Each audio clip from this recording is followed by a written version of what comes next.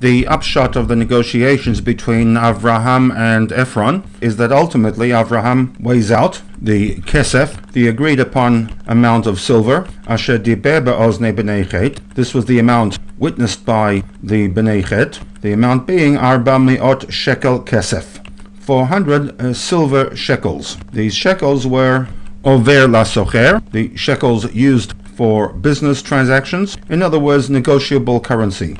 Short digression into the topic of the monetary system. Most countries have a system of metal coins and paper money. It seems that this system evolved out of an earlier system, that of commodity money, which itself evolved out of a still earlier system, that of bartering. The system today is known as fiat money, in that the money itself has no intrinsic value. Its value comes from the fact that the government of the day declares these pieces of paper to be legal tender and must be accepted as a form of payment within the boundaries of the country for all debts, public and private. The $100 bill in of itself does not have the value of $100. Rather, it represents the value of $100. Another term for fiat money is representative money.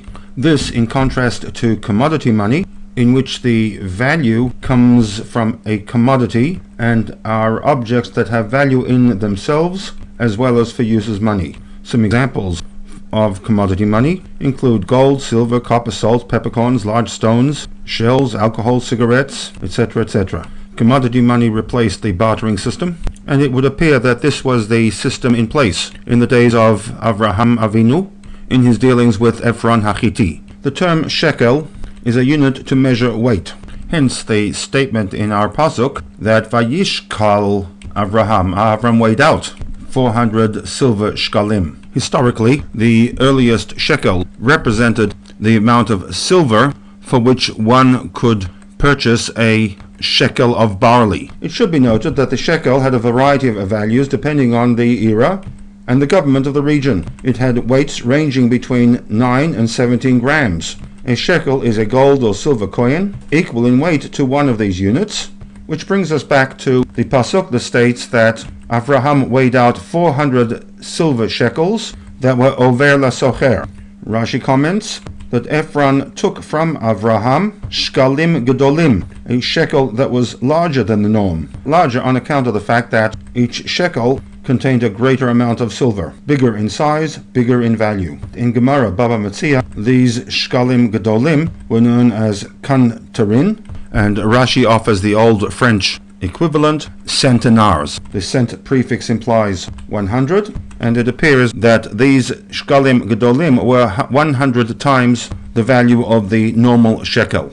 This information Rashi uses to respond to an interesting textual anomaly in which the name Ephron throughout the Perek and even in this very pasuk is spelt with a vav. When it comes to the actual payment of the 400 shekels of silver, the name Ephron is spelt without that vav, suggesting that there was something missing in the negotiations between Ephron and Avraham. Medrash suggests that the missing ingredient was that of honesty, with the negotiations moving from one extreme to the other, from offering the land to Avraham as a gift and then demanding 400 shekels of silver, not just the standard shekel, but the shekel that was over la socher, negotiable currency, an overpayment of 100 times the standard shekel. A surface reading of the text would suggest that when Avraham made the statement that he is willing to pay kesef maleh in order to gain ownership of the Ma'arat HaMachpelah, he was offering to pay shkalim gedolim for the field, the shekel used by the business community in their commercial transactions. With this reading, the word maleh modifies the kesef, not the normal shekel, but the maleh shekel. This interpretation is rejected by Rashi when he writes, Ashalem kol shavya, that the maleh does not refer to the kesef but to the field, that whatever kesef he will pay will fill up, in other words will be equal to the value of the entire field containing the Ma'arat HaMachpelah. And this is the chidush that Rashi proposes based upon the Pshuto Shel Mikra when he writes Ashalem kol shavya. The justification for this change made by Rashi is that the superficial reading of the term kesef maleh, that the maleh applies to the kesef, is problematic from the standpoint of pshuta shel mikra.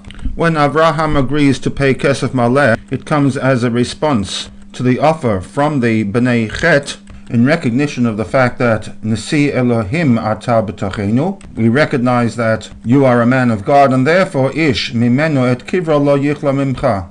We authorize you to choose a burial spot anywhere within our jurisdiction. We guarantee that no member of the tribe will refuse your request. For Avraham at this point in time to respond that he's willing to pay not just the normal shekel, but shkalim gdolim, is somewhat out of place. It belongs in the second round of negotiations, in which Ephron places a value of 400 silver shekels on the property. Eretz arba me'ot shekel kesef beini o beincha mahi. To which in the following pasuk we are told that Vayishma Avraham et Ephron. Avram seems to have understood what Ephron was really asking for, and pays him 400 silver shekels that were over lasocher. As of pasuk 9, however, a pshuta shel mikra reading of the text would suggest that Avraham offering to pay shkalim gdolim would have been somewhat premature. A more likely sequence of events was that in pasuk 9, Avraham responds with a thanks but no thanks. My intention is to purchase the property rather than receive it as a gift.